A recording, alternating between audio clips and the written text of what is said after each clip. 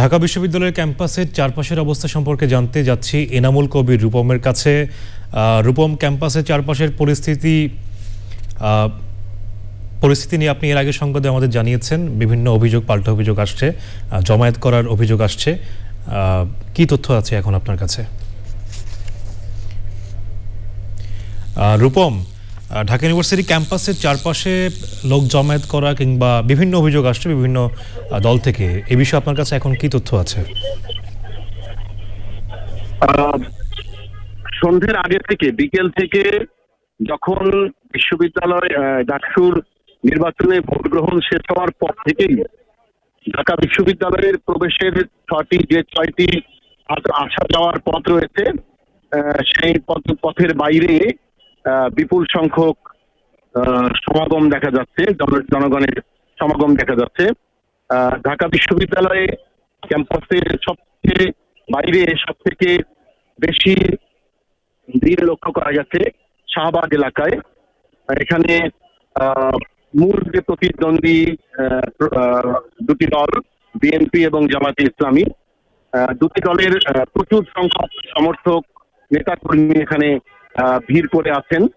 এছাড়া প্রেস ক্লাবের সামনে, হাইকোর্ট এলাকার দেয়াল ঘেঁষে অনেক জামায়াতে ইসলামী ছাত্র শিবির নেতাকর্মীদের ভিড় লক্ষ্য করেছি। কাঁটাবন, পলাশী, নীলক্ষেত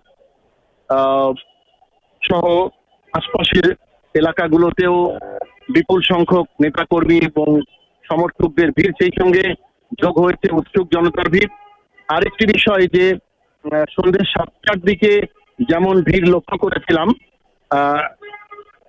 এখন তার থেকে অনেক বেশি সংখ্যক লোকের সমাগম রয়েছে। অর্থাৎ যতই সময় যাচ্ছে ততই উৎসুক লোকজনের ভিড় বাড়ছে।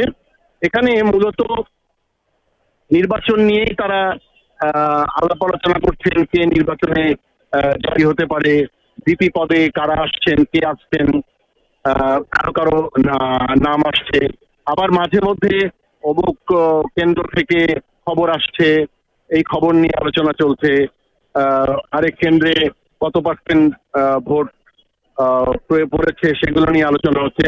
এইসব মিলে আসলে পরিস্থিতিটা অনেকটা শান্তিপূর্ণ, তবে প্রচুর ভিড় রয়েছে। আর আইন শৃঙ্খলা বাহিনী এই ভিড় ঠেকাতে তৎপর রয়েছে। বিপুল সংখ্যক পুলিশ, র্যাব এবং মহিলা পুলিশের সমাগম ঘটেছে এখানে ক্যাম্পাসে। রূপম, আপনাকে ধন্যবাদ, আপনি সেখানে থাকুন। পরবর্তীতে আমরা আবারও আপনার সঙ্গে যোগাযোগ করব।